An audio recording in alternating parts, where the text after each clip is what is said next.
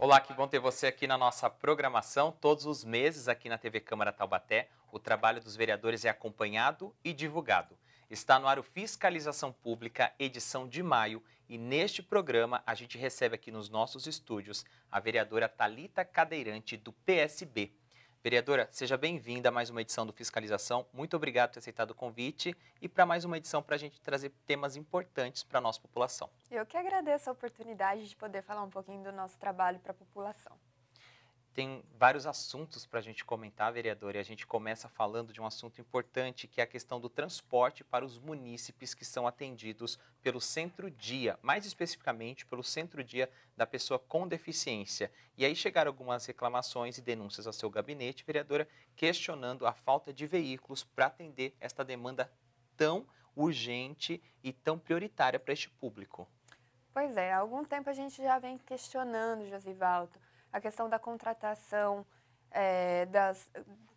em questão ao contrato de locação de veículos, né? Foi feito um novo contrato agora, que para nossa surpresa é um dos mais caros desde 2017, que sempre flutuou o valor do contrato para locação dos veículos, para transporte do nosso município, entre 3 milhões e 6 milhões. Esse novo contrato está custando 11 milhões. E ele tem alguns números de veículos reduzidos, reduziram 4 veículos nesse novo contrato, né? E, apesar desse novo contrato ser mais caro e com redução de veículos, o que nos espanta é que a devolutiva para a população não está sendo satisfatória. A gente tem recebido demanda da população que precisa fazer exame, que precisa fazer cirurgia no fundo do vale, né, em Guará, em Cruzeiro, e não tem van para transportar. Eu cheguei a questionar a Secretaria de Saúde se eles tinham um plano B nesses casos e não tem, né? É inadmissível que não tenha. E agora, mais uma demanda que chegou até nós é em relação ao Centro-Dia da Pessoa com Deficiência, que diversas famílias vieram relatar que vem sendo sucateado aos poucos o transporte para os assistidos do Centro-Dia. Inicialmente, o transporte que passava de casa em casa para buscar os assistidos teve uma mudança no itinerário. Eles passaram a buscar os assistidos em um ponto específico, o que já gerou um tumulto, né? Porque são pessoas muito debilitadas, esses adultos que são assistidos, e muitas vezes têm mais de uma deficiência, né? Tem múltiplas deficiências. Então, para essas famílias se locomoverem até um ponto específico já gera um transtorno. Depois de ter alterado esse itinerário, que foi justificado justamente porque essas vans precisavam passar em pontos específicos para diminuir o tempo de buscar todos eles, porque elas estão fazendo outro serviço. Depois dessa justificativa, as vans começaram a dar vários problemas, a quebrar, estar em manutenção, e o serviço era cancelado em cima da hora. Esses assistidos ficavam sem ir para suas terapias, sem ir para suas atividades. E agora, a mais nova denúncia que a gente recebeu é que só tem uma van. Agora, antigamente eram 2 vans que faziam esse itinerário e agora só tem uma van operando, e isso fez com que os assistidos não fossem mais 4 vezes por semana, né, para o Centro-Dia da Pessoa com Deficiência. Agora eles foram divididos em 2 grupos e cada um desses grupos está indo 2 vezes, então reduziu também as atividades. Ou seja, as pessoas mais vulneráveis são aquelas que são mais prejudicadas com o corte de gastos, né? Sempre nelas que é atingido esse corte de gastos. Vereadora, tem uma estimativa de quantas pessoas participam dessas atividades no Centro-Dia e que precisam deste transporte? Há uma estimativa de público atendido? A última vez que eu verifiquei estava em torno de 100, 120 pessoas que precisavam desse transporte. Muitas famílias foram desistindo ao longo dos anos, justamente pela precarização. E a gente vê um público que a gente já colocou uma situação de uma minoria vulnerável, com dificuldade de deslocamento, essa questão de logística. E as respostas que chegam ao seu gabinete são respostas concretas ou mais respostas evasivas? Infelizmente, são respostas evasivas, né? Inclusive em relação ao contrato, como foi feito o valor do contrato, que eu questionei a prefeitura, né? Foi respondido para mim que contrato ainda não tinha sido finalizado, então não era possível afirmar que tinha aumentado o valor do contrato, que para a gente é um grande desrespeito. A gente sabe que esse foi o valor oferecido, né, pela empresa do transporte num pregão, então não tem como ser um valor abaixo desse, né? O contrato, quando for assinado, será nesse valor. Então, ficam um empurrando para o outro e, infelizmente, quem perde com isso é a pessoa que mais precisa, né? A nossa população que depende desse serviço. Infelizmente, aí mais um serviço que a gente traz aqui na fiscalização que não está sendo eficiente, não está atendendo o público prioritário a quem ele se destina. A gente vai continuar acompanhando este tema dentro do fiscalização. Agora a gente troca de pauta para falar do Comitê Gestor para a Política de Garantia, Proteção e Ampliação dos Direitos da Pessoa com TEA, que é o transtorno do espectro autista. Aqui na casa, vários projetos passaram nos últimos anos relacionados a esse tema. Vou relembrar só você que em dezembro do ano passado a Câmara aprovou um projeto de atendimento prioritário para pessoas com TEA e recentemente foi criado o Portal TEA, que é um cadastro para pessoas com transtorno do espectro autista. Várias políticas estão sendo implementadas nesse sentido, vereadora, mas parece que ao invés de ampliar esse atendimento, ele acaba excluindo também outras pessoas com deficiência? Pois é, essa é a nossa perspectiva e justamente o nosso questionamento. Para contextualizar um pouquinho, né, alguns anos atrás, a Secretaria da Pessoa com Deficiência do Estado deu uma diretriz para que todos os municípios tivessem uma coordenadoria da pessoa com deficiência. A gente sabe que o orçamento anual de alguns municípios não é o suficiente para ter uma secretaria específica para atender as pessoas com deficiência, o que, na nossa opinião, não é o caso de Taubaté. Um orçamento bilionário, poderíamos sim ter uma Secretaria da Pessoa com Deficiência, visto que 70 mil pessoas com deficiência no último IBGE são registradas aqui no nosso município. Então, a Secretaria da Pessoa com Deficiência do Estado deu essa diretriz para os municípios para abrir uma coordenadoria que seria justamente servidores de várias secretarias da saúde, da educação, da cultura, da mobilidade urbana, do turismo, trabalhariam dentro dessa coordenadoria, olhando para a pessoa com deficiência como um todo, um olhar macro para as pessoas com deficiência. Infelizmente, a gente vem cobrando essa coordenadoria desde o nosso primeiro ano de mandato e a gente só recebe negativas. E aí foi instituído essa portaria, né, que abre esse comitê, que é muito recente, ainda provavelmente farão estudos, né, vão desenvolver ações, vão coletar as demandas, né, vão enumerar, elencar as demandas que já existem e buscar ações para cumprir, para zerar essas demandas. Mas a terminologia nos causou estranheza e, para nós, falta um olhar realmente inclusivo, né? Autismo é uma deficiência. Se a gente abre um comitê específico para criar políticas para pessoas que têm TEA, né, que têm transtorno do espectro autista, a gente se pergunta onde estão as outras pessoas que têm outras deficiências, onde as demandas delas estão sendo debatidas, onde as demandas delas estão sendo ouvidas. Então, causou muita estranheza na gente, indignação, e a gente quer uma resposta sobre isso. A gente gostaria que a Prefeitura repensasse esse comitê e tornasse ele realmente amplo e inclusivo. Essa visão mais macro, né, que a vereadora está cobrando aqui, ela está questionando essa questão das políticas públicas, abrir esse leque, né, vereadora? Já é tão difícil o público PCD ser reconhecido, ter seus direitos, às vezes está só no papel, não está na prática. E quando a gente coloca isso mais afunilado ainda, a gente acaba excluindo mais um outro público. Um exemplo, por exemplo, uma pessoa com transtorno de déficit de atenção não estaria contemplada nesse comitê, né? Não estaria. A gente tem outras deficiências que são mais invisíveis, sabe? Como pessoas ostomizadas, pessoas surdas. Elas precisam estar também no olhar da prefeitura, né? Devem ter sempre essa cautela, essa dedicação também no desenvolvimento de políticas públicas, e a prefeitura deve tomar cuidado em não segregar essa luta, né?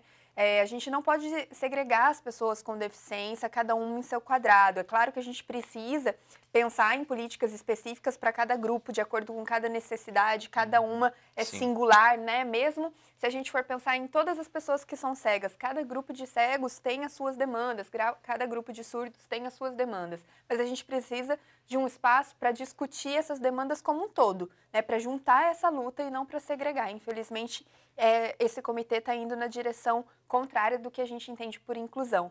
E aí fica claro para a gente quando nós usamos aquela frase, né? Nada sobre nós sem nós. Com certeza a pessoa que tomou essa decisão não é uma pessoa com deficiência, não tem especialização em deficiência para tomar uma atitude que é tão pouco inclusiva.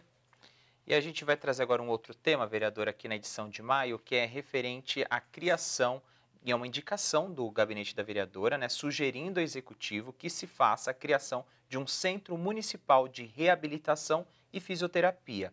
Há esse serviço oferecido na cidade de maneira pontual para públicos específicos, ele não está centralizado, ele não é uma política pública oficializada num único espaço e com diretrizes claras, por isso o seu questionamento. Vou dar um exemplo que a gente tem a rede Luci Montoro, que é um prédio que a prefeitura construiu, cedeu ao Estado, o Estado faz essa operacionalização, mas nesse caso a rede Luci Montoro atende pessoas com deficiências incapacitantes, motoras e sensório-motoras, ou seja, também é um público bem específico, né, vereadora? E talvez, e a gente sabe que tem um número grande de pessoas que estão precisando de reabilitação e fisioterapia, mas que não se enquadram neste perfil.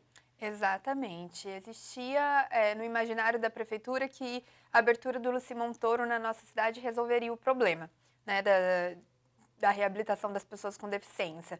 Mas, como você mesmo falou, né, são critérios muito específicos, tanto de demanda quanto de período também. Essas pessoas elas precisam ter a lesão ou o diagnóstico entre 3 e 6 meses para elas serem atendidas pelo centro de reabilitação. Então, mesmo que elas tenham todas essas deficiências que foi citada aí, mas elas já tenham há mais de 1 ano, 2 anos, elas também não são atendidas pelo Luci Montoro. E o Luci Montoro, ele é do estado, então ele atende a nossa região toda, né? Não só os munícipes de Taubaté. E aí a gente fica com uma demanda suprimida. É possível que a gente tenha um centro de reabilitação, outras cidades menores têm um centro de reabilitação, né? Pinda, Jacareí. E essa é uma demanda que a gente recebe diariamente no nosso município, que é possível Taubaté desenvolver. E além da reabilitação, também a questão da fisioterapia, né? Que também é um processo, um trabalho, às vezes, mais pontual também do cidadão. A gente lembra que quando precisa de uma rede privada, às vezes na própria cidade de Taubaté ou na região, já é difícil conseguir essa vaga de fisioterapia. Imagina para quem depende ainda mais do serviço público. Pois é, a gente tem a Unital e a Anhanguera hoje que atendem através dos seus alunos ali supervisionados, seus professores, no período do estágio, a população, mas não dá conta da demanda. E em contrapartida, a gente tem hoje 28 fisioterapeutas concursados pela prefeitura que atendem no ambulatório do Madre Cecília, mas o ambulatório do Madre Cecília, ele também tem seus critérios específicos, né? Limite de idade, critérios de deficiência para atender. E a gente precisava de um centro de reabilitação para toda a nossa população, né? Uma pessoa que quebrou um pé, ela não pode ficar esperando aí de 1 ano a 2 anos para passar na universidade ou na Anhanguera para ter uma reabilitação.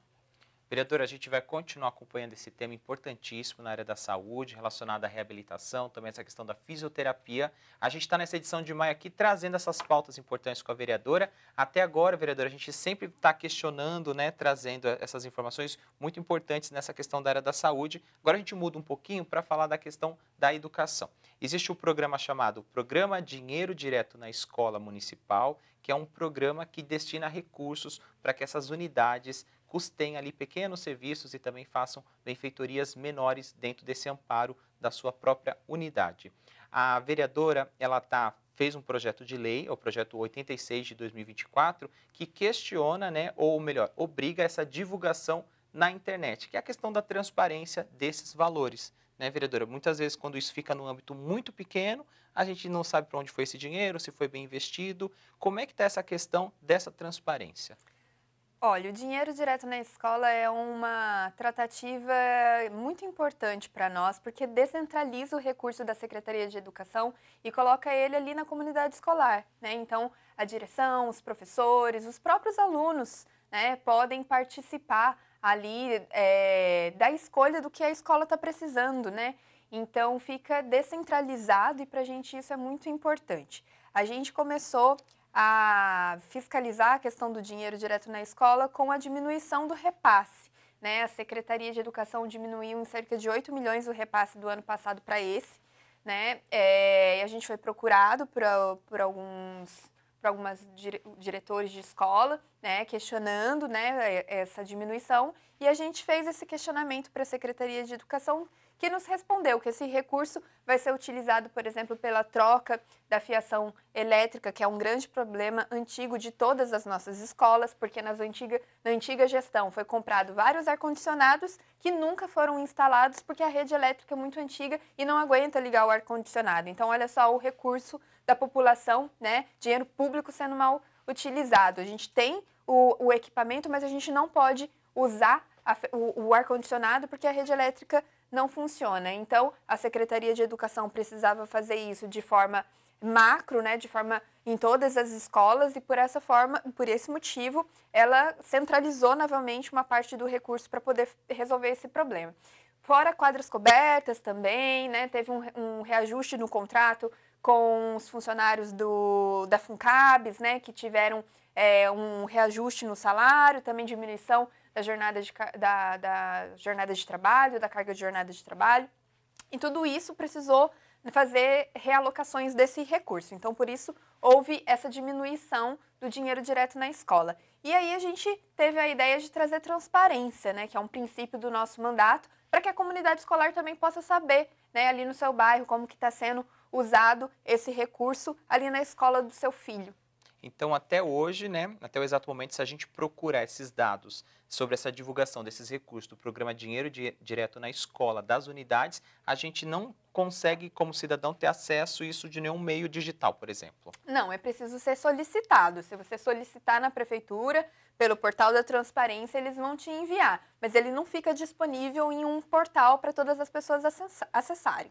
O que seria mais democrático, até mais participativo, até as outras unidades e os outros pares poderem chegar a esses dados e verem como eles estão sendo utilizados no meio da comunidade escolar, né, vereadora? Exatamente, um incentivo também, né, para conseguir ver a evolução, né, conforme os anos vão se passando, aquilo que a escola já precisou, que foi resolvido, né, e quais são as novas demandas. Então, é importante também para a gente ver como que a gente pode evoluir, se a gente participar, se a comunidade escolar participar dessas decisões e ficar ali à vista para que todas as pessoas possam ver. Apesar de ter essa lei da transparência, né, todo cidadão tem direito a ter esse acesso às informações, a gente sabe que o cidadão comum não consegue, às vezes, fazer esse requerimento, chegar até ao poder público, ao órgão devido, fazer esse pedido, esperar um resultado, esperar isso chegar até a informação dele. Então, acaba sendo um processo muito cansativo e isso desestimula a própria participação cidadã. Com essa lei sendo aprovada, fica mais fácil esse acesso, fica mais fácil a transparência e, obviamente, o cidadão também, junto com toda a comunidade escolar,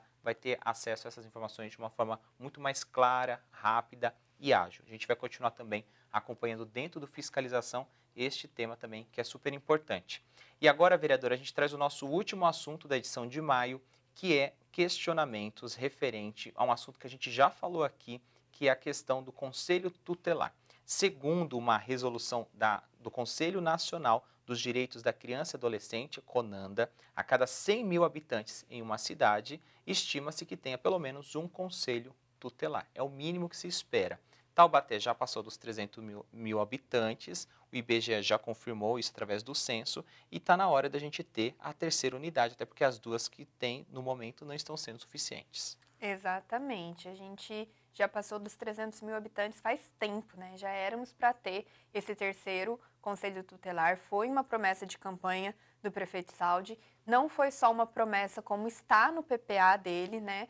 No plano plurianual, daquilo que ele planejou para os 4 anos de governo dele, e infelizmente é mais uma promessa que não foi cumprida.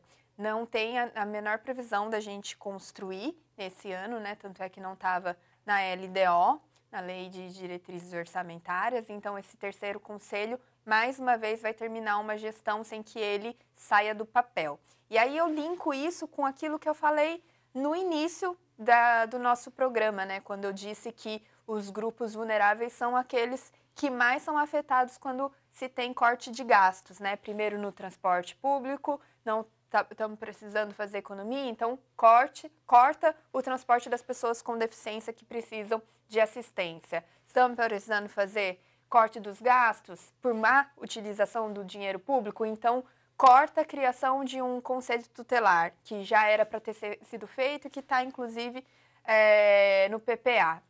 E aí, com os dois que a gente tem, a gente recebeu algumas demandas em relação mais específica ao Conselho Tutelar 2. Nós fomos pessoalmente até o Conselho, ele realmente é inacessível. No momento que eu cheguei, não me reconheceram enquanto vereadora e ofereceram para me atender na garagem. E depois que eu fui reconhecida, pediram desculpa, pediram para me levar lá dentro se eu aceitasse. Mas isso não é responsabilidade dos conselheiros, né? Todos eles se dedicam e fazem o melhor que pode. Mas é porque realmente tem uma escadaria logo na entrada.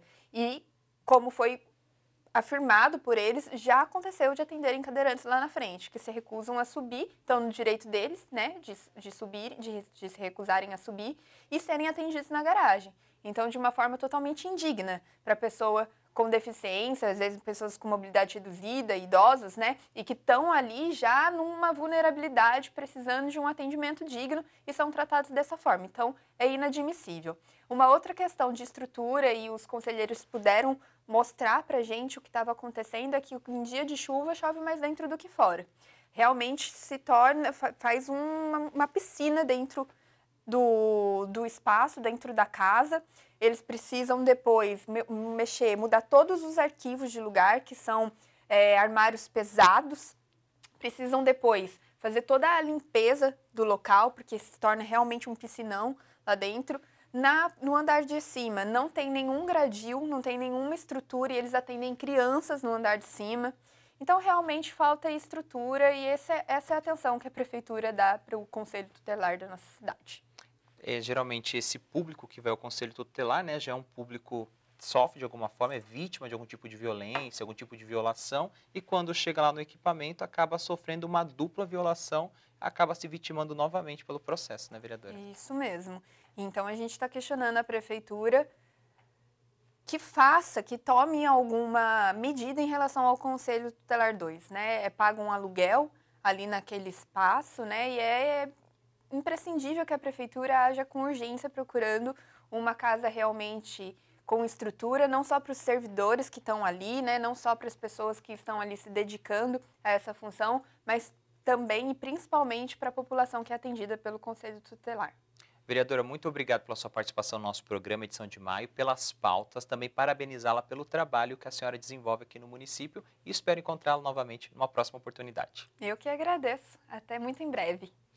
Assim a gente encerra mais um Fiscalização Pública, edição de maio. Nós conversamos com a vereadora Thalita Cadeirante, do PSB. Você vê e revê este programa através das nossas plataformas digitais. O nosso canal é youtube.com/TVC Taubaté. Agora, se você já estiver acompanhando pela internet, a gente tem canal aberto 4.2 aqui na cidade de Taubaté e pega algumas cidades vizinhas também, e canal fechado pela Claro TV número 4. Eu vou ficar aqui te esperando para mais uma fiscalização. Muito obrigado pela sua companhia e até o nosso próximo programa. TV Câmara Taubaté, a primeira TV legislativa do Vale.